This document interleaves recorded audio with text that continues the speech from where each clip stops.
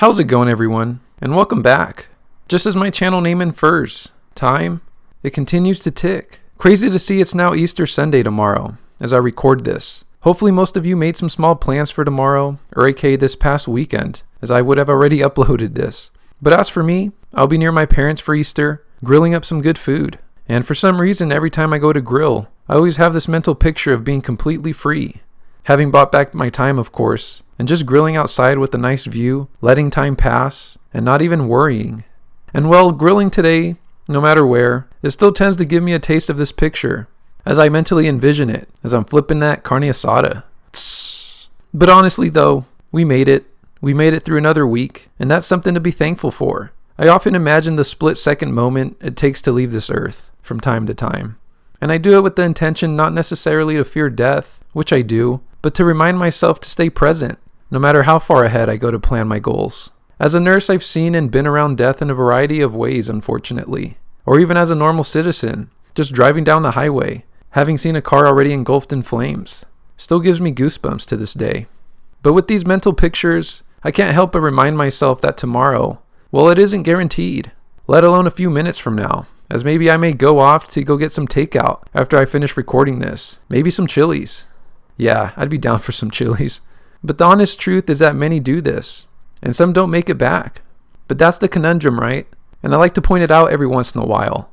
The difficulty or constant teetering in balance of trying to live for today while simultaneously planning for tomorrow.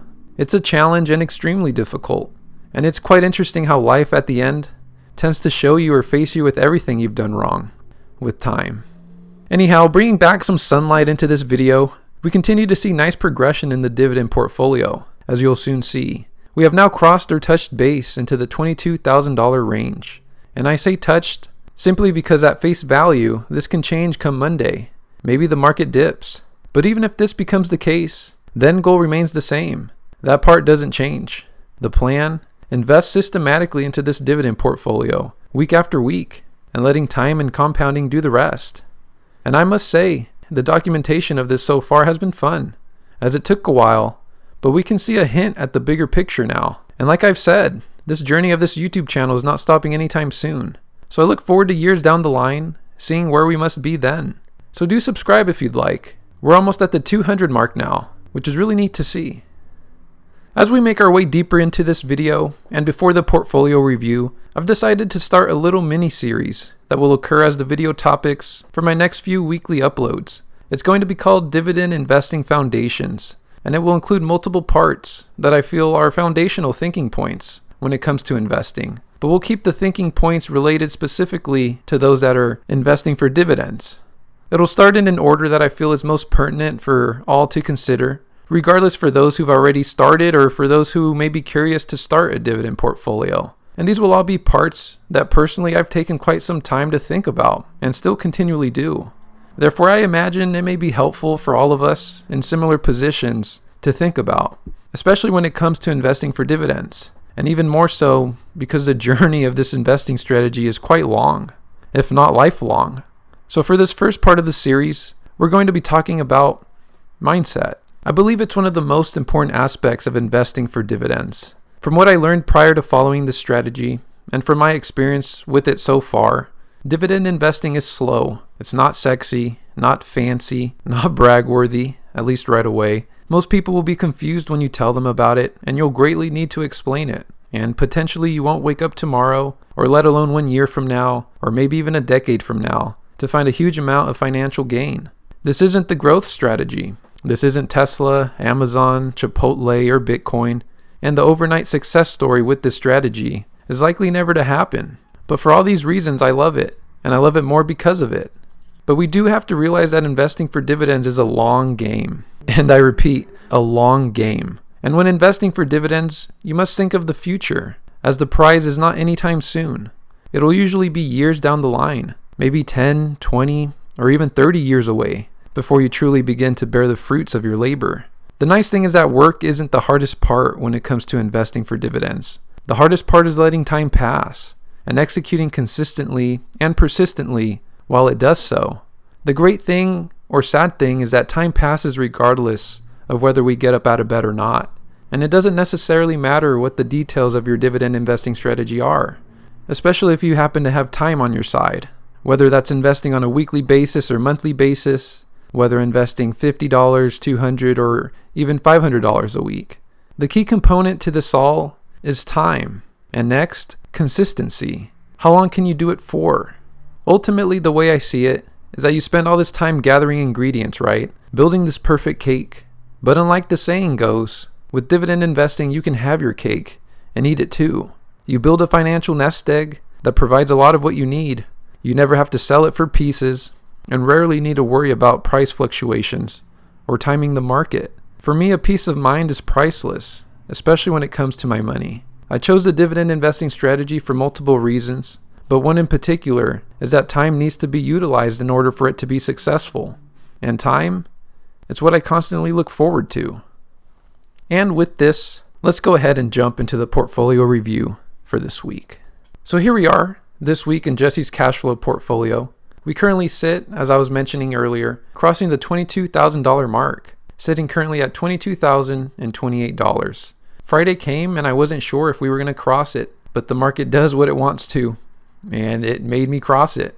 I continue to invest $500 every single week, staying course to the game plan, executing every single week, and just letting time continue to tick and continue to pass. And hopefully I'm just utilizing the time as best as I can. I'm currently 25 years old. I like to think that I have a lot of time ahead of me. And I'm hoping that along with this consistency and just simply allowing time to pass, that I can get to exactly where I want to be in terms of this dividend portfolio and in terms of all my financial goals.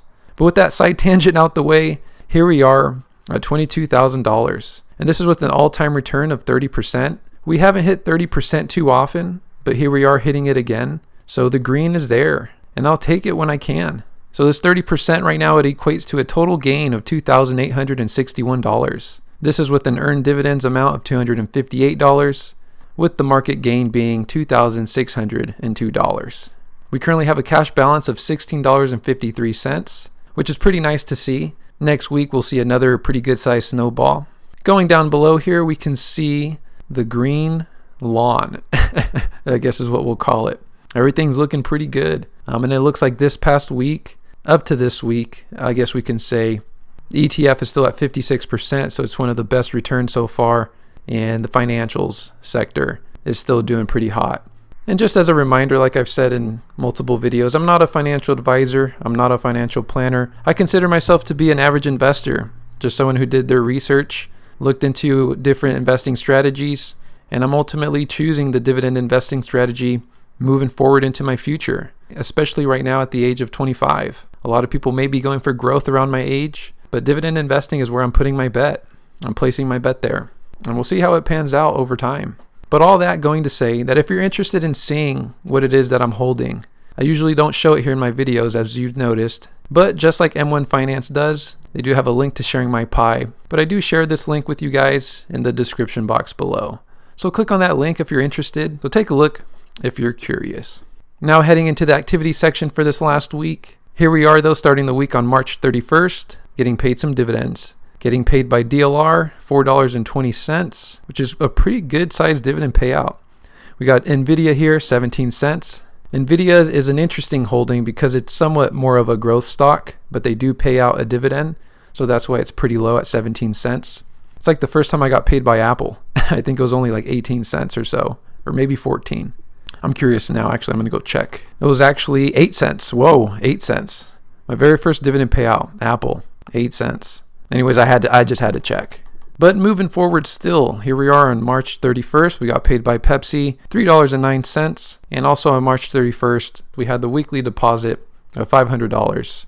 And as you can see here, $508 was funneled in. So we had an $8.71 snowball this week. No complaints for me there. But I usually don't complain anyway, I guess. But no complaints. But here we are on April 1st.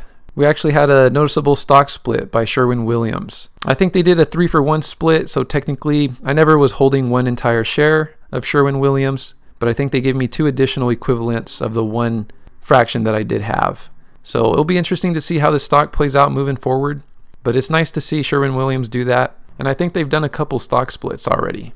So pretty neat. Also here on April 1st, you can see I got paid $4.12 by CTBI, and then MDU here as well, $1.76. And then last but not least, also on April 1st, April Fool's Day, we got paid by UGI, $2.12. So the one thing I do want to point out is that just like I was pointing out my first initial dividend payout from Apple of 8 cents, here we are now, later on in the portfolio, after systematically investing and getting to a point of having a portfolio size of $22,000. Sure, it took some time to get here, but we're not seeing 8 pennies anymore. We're seeing dollar amounts getting paid out in the form of dividends. Sure, Nvidia is still low at 17 cents, but like I was saying earlier, this is almost like a growth stock. It just happens to also pay a dividend. But look at a lot of these other blue chip dividend companies. They're paying me dollars now, which is pretty interesting to see. And in a way, it's oddly satisfying. And I just look forward to what's to continue to come. But that's going to be it for this week's video. Stay tuned for what's to come in my next weekly uploads. I'm looking forward to that Dividend Investing Foundation series. If you happen to like the video, do hit the like button. It does psychologically help. And do subscribe if you're interested in staying along for the journey. I hope you guys have a good upcoming week, and I look forward to seeing you guys on next week's video. And until then, take care. Peace.